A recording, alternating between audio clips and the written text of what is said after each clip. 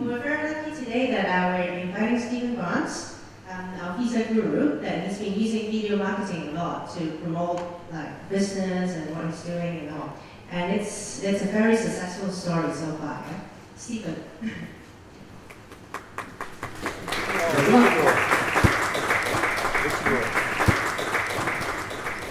Hi everybody. Yeah. So, well, we're very lucky today that we have Stephen to spend some time with us and to share his experience about video marketing. And Stephen, what has been the impact on your business before and after you started using video marketing? Well, when I first started on the visa sector, I made a decision that I was going to use content on the web in a very strategic way in order to help people answer their immigration questions and solve their immigration problems. And it became very clear to me that I needed a variety of different content types if I was going to have an attractive website experience for people. And it didn't take me very long to realise that video was going to play a very important part in that process. And when I first made that decision, I looked very closely to producing video for my website. Ostensibly, I wanted to give the work to professionals to do it, get it in cost effectively, and I realised very quickly that that wasn't going to happen, unfortunately. Traditionally, in the video services market in Hong Kong, it's fragmented and quite expensive. So I was, in effect, I was forced to learn all the lessons that were on to me teaching about this afternoon. And I went off and bought basic equipment from eBay, green screen, some cheap lights. In fact, I think these lights you see here, these softboxes, are examples of those. And I found a quiet place in my home in Western Australia and set up a little studio. And I also bought a teleprompter for the iPhone, which was probably about $150 or so. And then it was a case of deciding exactly what videos I wanted to produce, because as Lawrence said, it's so well we do having the capacity to produce videos, but it's really what you say and how you use that medium to address the audience that you've got and what you can do to engage them. And I chose to help them have their questions answered and solve their problems. So initially it was always going to be video for me, and I had to do it cheaply. And so right from the very get-go, the video was part and parcel of the story. What I didn't understand at that time, though, was the strategic importance of video in actual fact. Most people don't realise that the use of video is growing exponentially now on the internet. In fact, by 2015, it's estimated that 80% of all internet traffic will be video. Video is an amazing medium if you can get your content right, because it gives everybody that you wish to address an opportunity to get to know you. Your idiosyncrasies come across the video. People can relate to you as a normal human being, even though it's essentially one way. If you're open, honest and transparent and you show your vulnerabilities through the use of video, you will find that those people who have an interest in your content will begin to, in a sense, organise themselves around you, particularly if you, as we've done, have identified a niche and you're qualified to fill that niche with important information that helps the audience. In due course, video is the most effective way to forge those relationships by proxy, in a sense. And it never ceases to amaze me that 3.5 years into this project, I have clients come into our conference room, and you can see straight away they know me, they feel like they know me. I haven't met them previously, but they've been exposed to our videos on the internet sufficiently enough to realise what we're getting into before we even sit down. So from the perspective of forging relationships, video is absolutely vital. So, what has been your main challenge with using the video marketing tools and everything? I don't think there's any challenges as such. You started off in your room in Australia. It's an organic process. So you start off really simple. What I would suggest that anybody do that's really thinking about using video strategically is, once you identify who your audience is, ask yourself, what are the top 100 questions that anybody's ever going to ask you about your business, what you do, the solutions you provide, what they're all about, whatever that is. And then write a script that's no more than 90 seconds that answers those questions. And at that point, effectively what you've got is 100 pieces of video content right from the get-go. And if you're going to use video strategically, I believe you need to publish regularly. We publish 4 to 5 times a week now. I'm not suggesting that you do that, but certainly you need to publish on a regular basis if you've got really interesting things to say. And when you publish in that fashion, if you've got 100 pieces of videos organised, that could last you perhaps between 6 and 12 months worth of content for your website. So you can drip feed these videos out over time, and if you do it in a structured fashion, those people that have an interest in your subject matter will subscribe to your YouTube channel, or they will come and subscribe to your blog if you've got a blog and you've arranged the facility for people to be updated automatically once you post your material on your website. So as I say, with 100 videos, effectively you've got between 6 and 12 months content straight away. And once you start publishing, you get into the groove and people start noticing you and traffic starts to increase. Before you know it, you discover that people are in relationships with you and they give you ideas. Or you can do what I do on my website, for example, is I invite people to ask me questions. And by inviting those questions, I've got essentially an eternal source of content. Because even though I've used video and other content strategically to map out all of the knowledge that's associated with my niche, immigration is the kind of discipline such that every single application that goes into the immigration department and every set of facts and circumstances that exist in a particular immigration situation are not unique. And so by asking my audience to give me questions to answer, I deliver value to them, but they also deliver value to me because I'm able to articulate my knowledge in such a way, in such circumstances that can even conjure up. So it's it's an organic process, and what started off with a simple video set up in my home in Western Australia with probably about $1,000 worth of equipment purchased at that point, very, very quickly morphed into the need to improve things. Now I've never been particularly good, nor had the time to use modern software to do the video editing anyway. I understand it's very easy to do, and it's accessible to almost everybody that owns a Mac or owns a Windows machine. But I learned quite early in the process that it would be better for me to spend time actually writing scripts for videos than spend time on producing the output. And so I found a really cost-effective video guy through, these happen to be in India, just as it occurs, but you can use Elance and any of these other resources to find freelancers who can do outsourced video editing work for you. For very often for less than $10 an hour or so. So I moved from the position where I was kind of doing it all myself to needing to have somebody to do it properly. And then once you get those external ideas coming, you get new perspectives about how you present your material in a new and interesting way.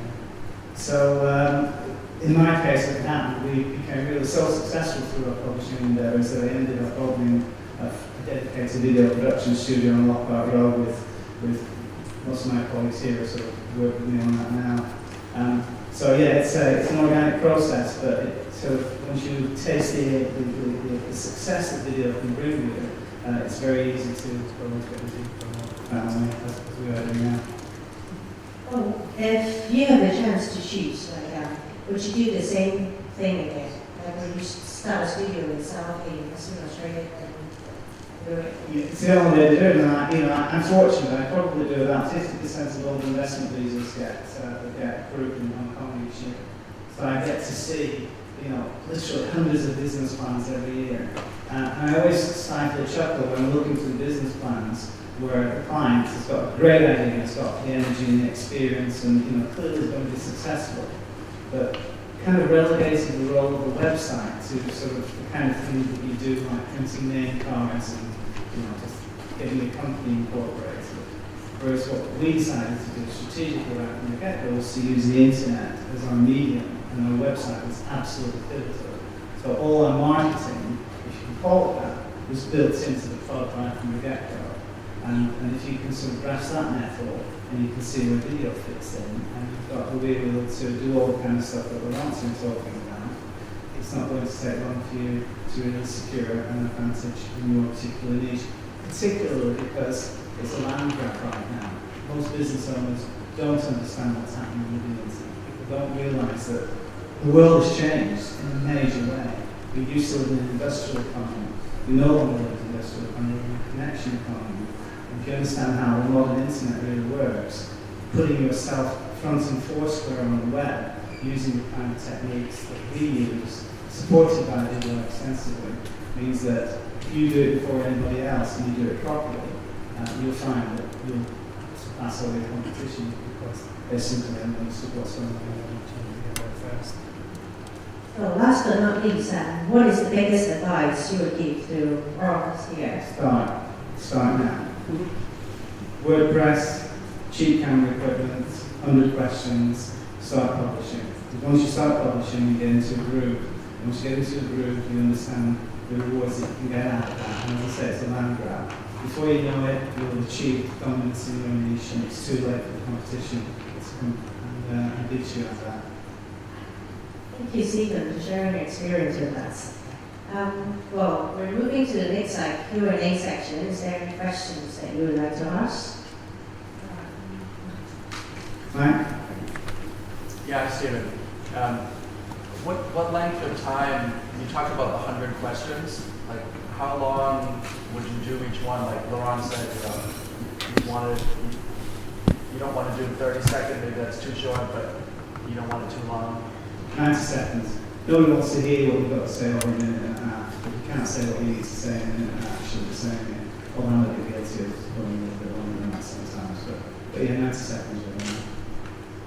I just want to say something here. It's like, in the case of Stephen, he has a lot of videos with a lot of questions as well. So he has a lot of time to build rapport with audience. Because I told him, try to get 5-10 minutes if you want videos to, have time to engage with the audience. But if you go in a strategy like the one of Stephen, where you have a lot of videos, giving like bits, and then a person can jump to a question to another, and then you have really time to build rapport with that person, that makes sense. So I agree also with what Stephen said. Okay. Yeah, can you tell us more about how do you create content that people want to share with their friends? I'm not really worried about it being shareable. I'm more interested in addressing the problems that the individuals have when they come to our site. People do share the content, and that's good and the way it should be. Whenever I produce a piece of content, my philosophy is this going to answer a question for somebody? Is going to help somebody? If it helps one person, I publish it. If I can't answer yes to that, I don't do it. What is the most effective, you're saying? Is it better, if you have like a 19-minute video speaking about one of your questions, what is the most effective? When someone speaks in front, when someone writes it, or when you do a PowerPoint? It's a great question, and I've used all of those techniques.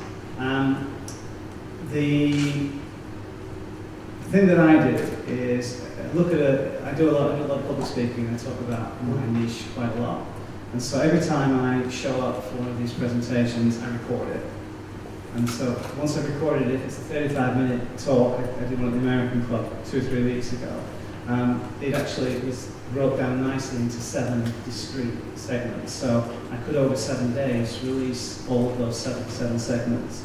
And that way you've got on your website the opportunity for people to choose what they want out of your presentation. And obviously they want to see everything. They can go sequentially through it.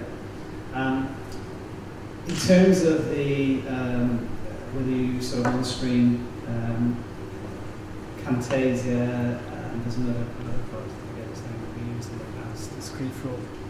Yeah, ScreenFlow and Camtasia. You can do like what we call screencast. Yes. Like when you record your screen and you talk.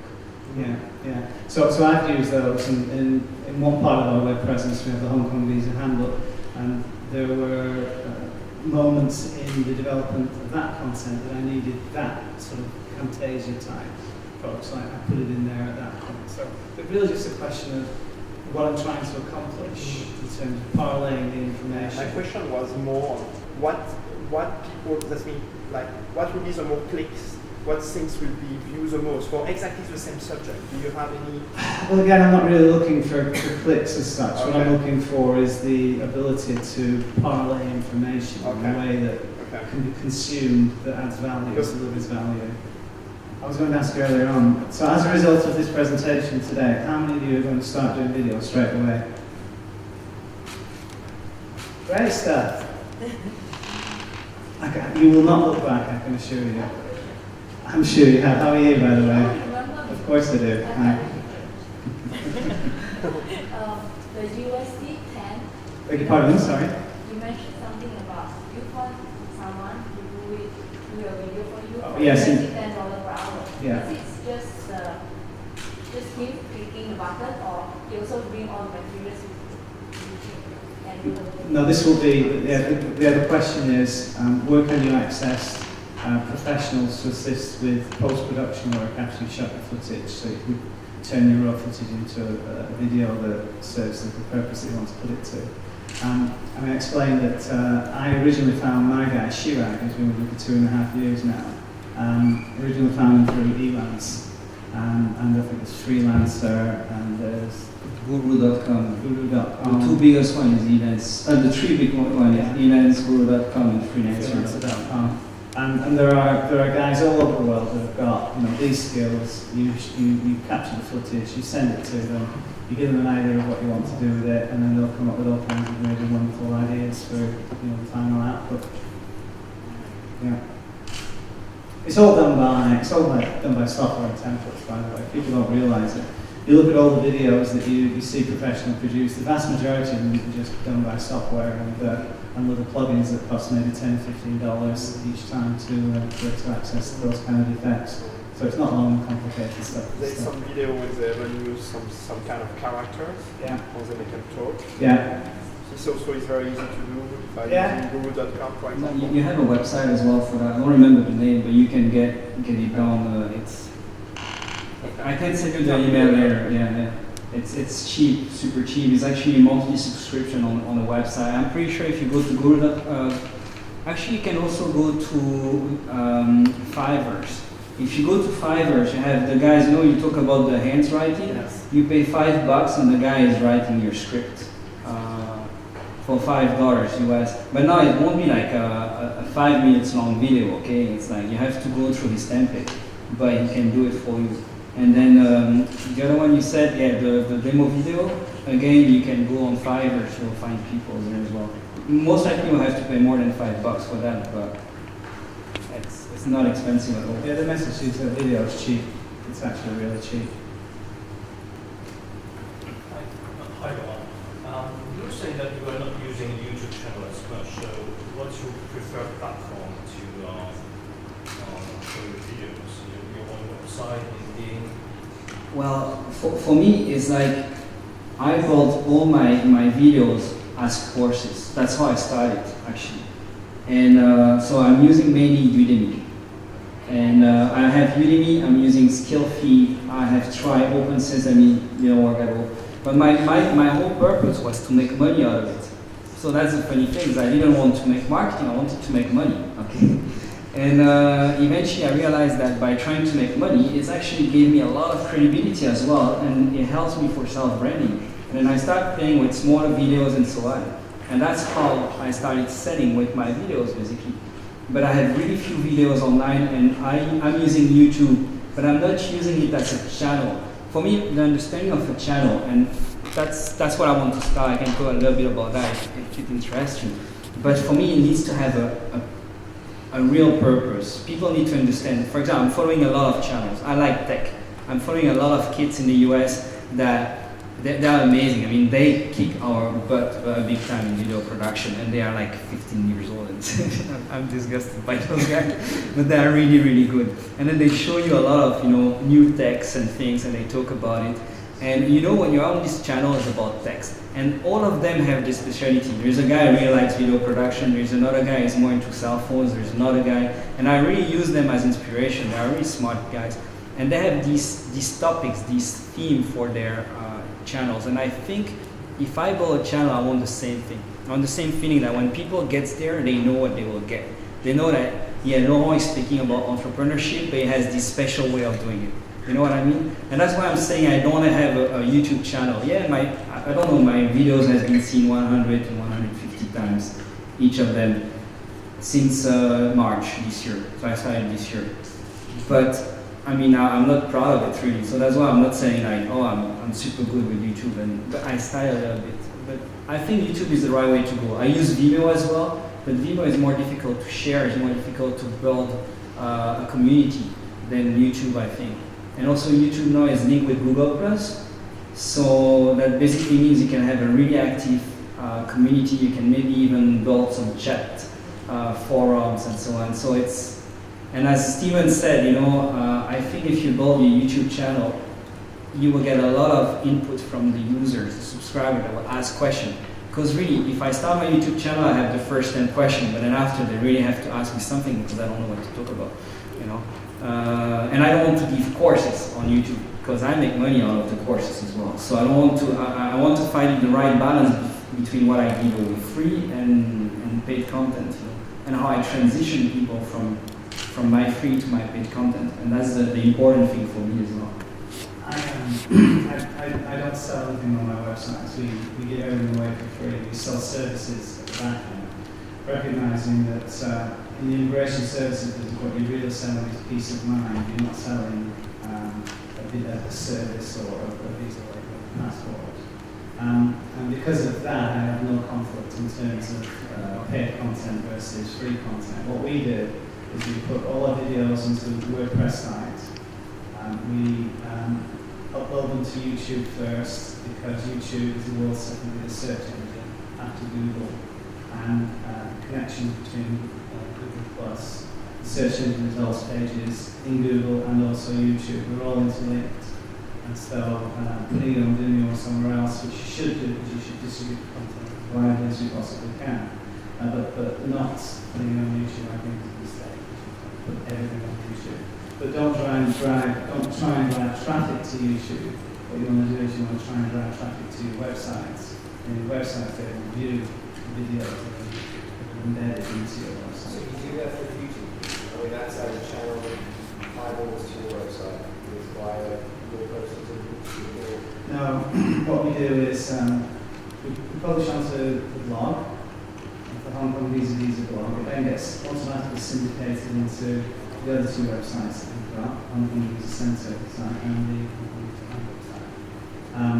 And over time, effectively, the acts of having published on those sites get picked up by Google. And because of the way that we structure our content by asking people to ask questions, those questions come in natural language.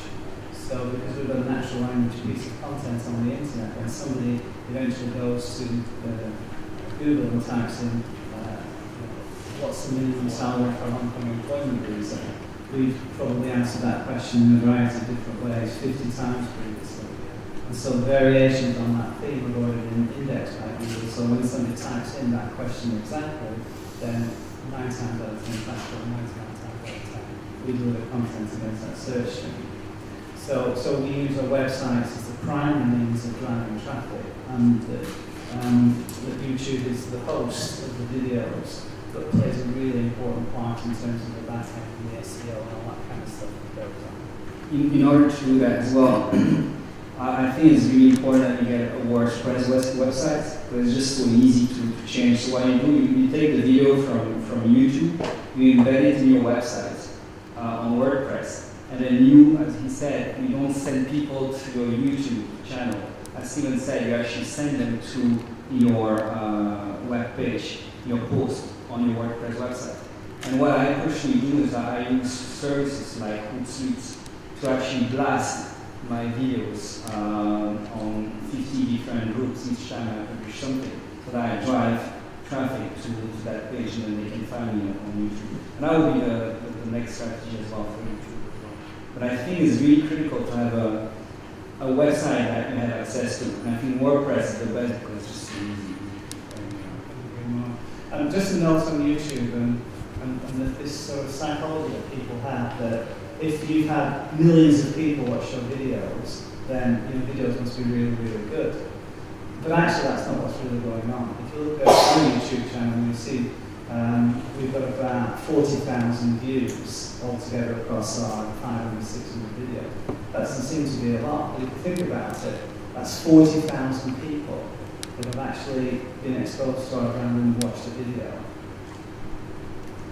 And in small business, that we hope to have access to 40,000 eyeballs, potentially 90 seconds at a time, that's quite compelling. So you've got to understand that, don't expect the law of large numbers to apply to your small business. It doesn't.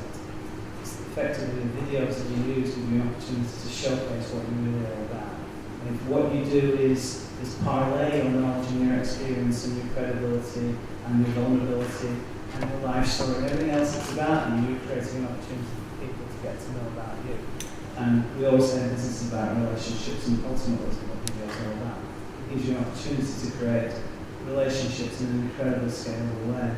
I have people come up to me all the time, and they, in a sense, they know about me because they've been on my website and watched a couple of videos. I don't know these people at all, but it's a great starting point for a relationship. It's just inspired me something that you just said, is actually when you're talking about vulnerability, because this is actually a way you'll build rapport with the people and people will like it. You remember the way to influence people is that they actually like it, right? And I had this question for my future YouTube channel, what I wanted to be in. It's in the planning, I just want to make it right, as I said. And I have access to the technology. I know how to do videos, I can do them right and so on. But my reflection has been over the last few weeks, like, do I want to have clean and neat videos, where I'm reading my script and everything is nice and flowing, or do I want to look more vulnerable, actually show people who I am, and actually answering questions live, even if I have a bit of on my channels. And what I'm thinking is like, I want to go that way actually. So what I'm thinking to do for my YouTube channel is put my camera in my office, have the whole thing decorated the way I want it to be, to show what I want to show, and then have a good lighting and actually answer questions. Without even a script, just saying what I think, what comes to my mind. Just to show people, okay, this is who I am, this is your home. A bit like what you are doing now, you ask questions and we answer. And I think this is less clean, but I think it might bring more rapport. And I don't know, I think YouTube people are more looking for that as well. And Udemy, they're looking for things more clean, I think, because it's online courses. But on YouTube, you're not looking for somebody you're not looking for Mr. Perfect. You are looking for the information and you are looking for somebody you will like. And I think if you want to build a long-term relationship with users, and that's what I want. It's maybe different from Stephen, because Stephen wants to show the information so that maybe the people will call them back to get one visa, right? But for me, I want to actually get an engagement on a long-term period, because for the same person, I can sell a variety of courses in the future. And maybe I can get different service for that person over a couple of years. So that's what I'm thinking. I'm thinking to look a bit more human, in a certain way. And I echo that. If you look on the Hong Kong Visa blog, there's a section called My Story. And about 3 years ago, I sat down in front of the camera with all some questions that represented my story, and talked to them and answered them. And it's a 3-part story on my blog site, 3 videos on my Hong Kong Visa blog. But that was unscripted. I had a section called Question of the Week, where I get lots of questions every day, but I choose the best question of the week and then go into the studio and I just answer it, talking to camera, unscripted, or write it. So that's unscripted. But then there are occasions where you really need a good script because you want to get an SD cost that's about something important. So just a couple of days ago, I went in the studio and did an update on one particular visa time, but there's been an important change in the last couple of weeks. And that was scripted. So it just sort of depends. But I use all the times. My philosophy is to be remarkable. when people come to our websites, I want them to go, wow, I've never seen anything like this before. Therefore, it's memorable. And not only do you can achieve this by having videos of you talking to camera, but as I did, I discovered a bit of a public character. And really early on, I thought this would be interesting because I can't imagine anybody else in the international immigration circle would use a puppet to make points about immigration. It's just unusual. And so I took the decision, and through Fiverr, I found a puppeteer with a character, and we merged and morphed him into this thing called Hadley, and he's kind of like my alter ego and says things on camera that I really shouldn't be saying, but it gives another perspective to it. But what's really interesting about when you travel down this path, and we do embrace video in a way that I certainly have, is that it opens up all new manner of opportunities to create and send art. So one of the things that I really like about what's happened to me in the latter part of my life is that this business that I've got now gives me the ability to express myself in a very interesting way. I've always been a creative character, but I've always been creative on the sort of the legal argument side of things because of my background as a lawyer. I've never been able to draw, I've never been able to paint pictures, I've never been able to sing. I don't have any of those classic sort of artistic skill sets. But through having been able to embrace video, through the web, and being able to go into self-publishing because it's so cheap and easy to do, now I've got an outlet for my creativity. And all kinds of really strange and weird and wonderful things are happening, which represents my art, which is quite compelling. For me, it is to the extent that I've got another business that's in the immigration space, which is about second nationality in Portugal. I won't bore you with the details. But when I was thinking about putting together that web proposition, which follows exactly the same themes that we've done throughout the Hong Kong business, I wanted to have an unusual element to it. So Hadley, the guy from the puppet from my Hong Kong site, we sourced a puppet that's exactly the same. It's basically suntan and got bleach blonde hair. So we put a couple of a pair of sunglasses on this puppet, and the same ventriloquist in the UK that does this work for me put together exactly the same persona for this other character whose name is Howie. So we've got Hadley in Hong Kong, and his twin brother who's a bit relaxed, likes to surf, and lives in Portugal, and is a participant in the particular immigration program that the website serves to market. So yeah, so that video has given me an interesting opportunity to create art in some novel and unusual ways. Can you describe how many times you revise the script before you say, okay, this is... Well, in my case, I used to write stuff, and I would give it over to Kay to do for me, because she's a professional writer. And I really thought about getting all my work properly revised before I went to script. But then I learned, actually, it's not my personality, it's somebody else that's talking. And I look at some scripts and think, geez, you said the same things 3 times, right? Because I'm quite questions, I could get to the point. But I decided quite a few years ago that whatever script I ultimately decide on, I go for, it's just going to reflect on me. I want people to know who I am. So I don't spend a lot of time worrying about it. It should be, I suppose. For me, it's one draft. And I'm not an English-speaking person, as you can hear. I make mistakes, grammatical mistakes, sometimes wrong by vocabulary as well. And you know what? I think that's the way it has to be. I was actually at the point I just thought, yeah, maybe I should hire somebody to review. I even think of hiring somebody, and then here's the point. It's like, yeah, it's not me anymore. And then people don't like to watch robots. If you have a clean, perfect script, it's just boring to watch, I think. If you insist on perfection, you won't publish, because you're constantly worrying about the quality of the work you're doing. I think you just need to publish. Just get it out there. Understand that you're answering. In my case, you're answering people's questions and help solve their problems. That's the mission. And if I'm not as articulate as I might otherwise be, then that's what at the end of the day, people watch the video, they get from it what they want, and I don't think they worry too much about, we did it wrong, we haven't. I think that the purpose of your script, and that's where you have to come by, is why you have a script, is because you don't want to keep talking about the same thing for half an hour when you could say it in 5 minutes. That's the first reason. And the second is because when you're in front of the camera, you're freaking out, I tell you. Even, I don't know you now because you're doing that for a long time, but for me it's... I have a confession. I went to Pine Studios a few weeks ago to attend a TV presenter training program. So it's only 5 days, but it really all this stuff, so I'm not freak out. But I freak out. Each time it's like, because I hate taking pictures. I'm the kind of guy that is not into like, you know, that's not me, you know.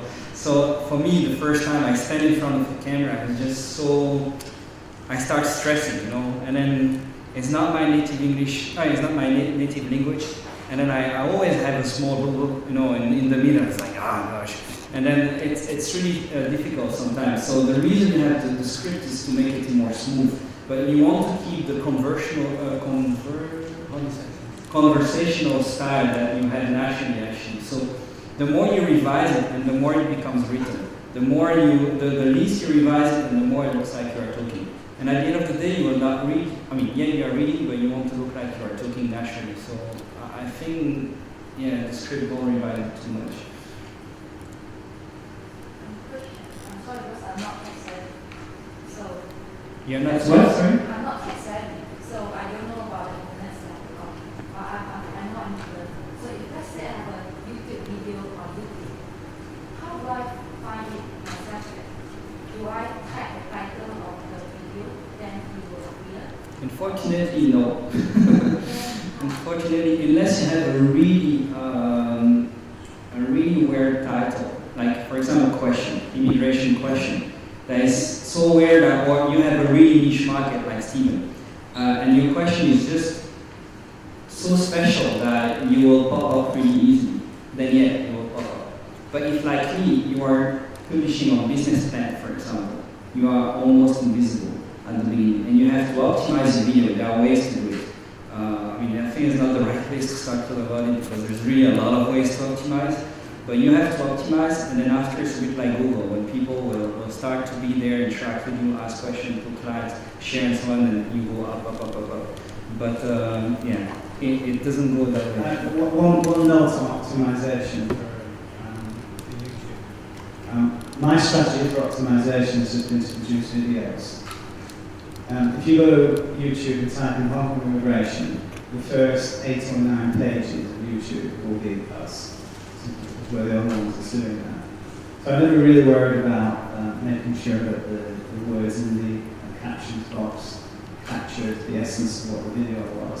Or it's just a really good title that clearly describes what the video is. I'll just publish them. And if you publish a couple of hundred before you know it, anyone that types anything into YouTube with a very similar niche will end up on your video. And as long as in the caption box you put the link to your website right at the very top, that's the first thing you should do. And when people watch the video and are interested, they can then click on YouTube to your website. Probably about 20% of our traffic, I would say. Another thing that, as I said, I'm not an expert on YouTube yet. Hopefully I will in for months, years. But what I realized with Google, everybody's talking about SEO optimization and so on, and I always refuse to do it. And I really say refuse for a simple reason, is that if you want to optimize your content, you need to change what you are writing, and you have to do things that look so spammy that I just didn't want to do it. And I just say, look, let's publish what I want, what I want to communicate there. There's a few rules that I apply still, but let's say what I want, And you know what, just after, but now it's like 2 years, no, it's not true, it's 1 year I have this website on air, like the new one, and it's on the first page if you look for Business Plan in Hong Kong, which is what I wanted to do initially, and so I think you don't have to worry too much, as Steven said. I think if you publish enough, you will actually go up. But it doesn't work the way you said that. You just type the name and it appears. I know it because it doesn't work with my videos. Sorry to understand. So the reason that you're fairly high up in the search for your category is because you create so much content, or because of anything else? It's because Google is becoming smart. Search engines are pretty dumb, to be honest. But with time, Google is getting smart, and they actually reindex their website, I think it's once every 6 months. So if you make something, you think, oh, I will get higher now, and then you see nothing happening in your page, no, because Google needs time to reindex all the websites. So if you put too much focus on that, nothing will really happen. You feel you get so frustrated. The best way to do it is just say what you do, This is what I do, and just write enough about it. I have people that initially I like things simple. You can see my PowerPoint, there is not a lot of words, and so I like things, bullet points. I'm a bullet point person. So my first website I developed was like that. It was bullet point and so on. This is a bad idea because you don't give enough information to Google to understand who you are, what you do. So what you have to do on SEO is basically what I learned is just say what you do, but write enough. Like a page, for example, an A4, when you say, okay, this is what we do in this service, and you write another one. Then you just make sure that your title is really what you are doing, meta thing. There's a few things to do, but I'm not optimizing, I'm not really going deep into it. It just happened naturally. When your business is there for a while and you have visit, when the content is really what your website is doing, Google realized, this company is a consulting company based in Hong Kong doing business plan. So there's a lot of other people that create a lot of content right now to compete with you. But something like you said, it's clearly this is the next thing. So that's going to happen, right? So is there anything that we're having to use a strategy to mitigate that? So you've got full by the wayside. Is other people are looking perhaps a little more aggressive about how they're trying to draw people in? I think the answer to that is that actually, I think 99.99999% of all business owners don't realise what's going on the internet today. And so I mentioned earlier, it's a land grab. Now is the moment. Because if you know what your niche is and you publish that niche quicker and faster and higher quality than everybody else, by the time competition wakes up, woken up, I should say, it's kind of too late. I'm not suggesting that we're invulnerable to competition. Everyone's vulnerable to competition. I'm privileged in as much as I know the industry sector really, really well, and I know the capabilities of my competition. So I've got a bit of unique insight. But the secret to success is to produce real high quality content, just keep producing. Because the more you produce it, every single piece is another barrier to entry, another obstacle that your competition is going to get over. So if you do it now, before your competition know what's going on, before too long, you've achieved it. I think, firstly, for us, actually, I can say, we have a really boring business. Excuse me, it's the most interesting subject I've ever come across. Here we are. I dedicated 20 years of my life to my subject. I guess so. But the thing is that it's not generally the kind of people that do our job are boring to heck. And they are generally older and they don't like to touch computer. Let's face it, lawyers is not really, when I think of tech-savvy people, it's not the first thing that pops up in my mind as lawyer or business consultants, So I think this is one of the advantages we have already at the beginning, is the competition on this type of business is not really too threatening. On my perspective as well, for my business, I don't really care to pop up first in the SEO on the American market because for business services, I prefer to work with people in Hong Kong because that's where I am.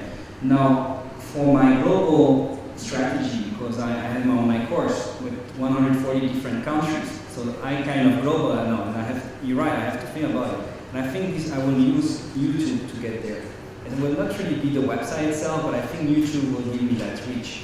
And there is a lot of people on startups and so on, and that's why I'm telling you, I'm really thinking about what YouTube channel I want, because I don't want to go against startup community. I don't want to go against a certain kind of people. I want to find my proper niche there and be recognized for it, and find people that enjoy what I'm talking about. But there's quite a number of risks, isn't there? Because now you're building all this content into this platform, like with White House and a competitor, one of your identifiers in this time. Your whole global strategy is based on that? Not really, because people know that. If 5 years from now they come there, but I'm still publishing new videos. The new videos are in front, and basically I will have an audience there that is following my videos and is going through my course and so on. And also I have kind of a topic that doesn't involve too much, to be honest, in terms of business planning. You know, in terms of entrepreneurship and what's happening out there, yeah, it's changing every day. But in terms of business planning, although there are some people coming with some new ideas, it's not really shaking the foundation of what is my business about, actually. So I'm not really afraid of that. And I think if I can engage an audience, I will have a different strategy than Stephen, really, I think, because I want a lot of people. Because I'm even thinking to monetize my YouTube channel. So for me, I will not be only doing marketing only. In the future, if I can monetize that as well, I will. Monetize doesn't mean asking money to people. It's just like having an ad from time to time, maybe have some sponsor or something. But yeah, that's where I want to go basically. And as soon as you get recognized, even if others arise, I can tell you immediately, I was the second one with business plan. I'm so happy because I kicked the ass of Palo Alto Software, the biggest guys. If you look online, it's the first one you find. But I had more students than that person. And now anybody coming up with a business plan course, they can't say. Everybody goes to me because I have the biggest amount of students, the biggest amount of review, and I'm there since a long time. And it's actually even good for me, competition.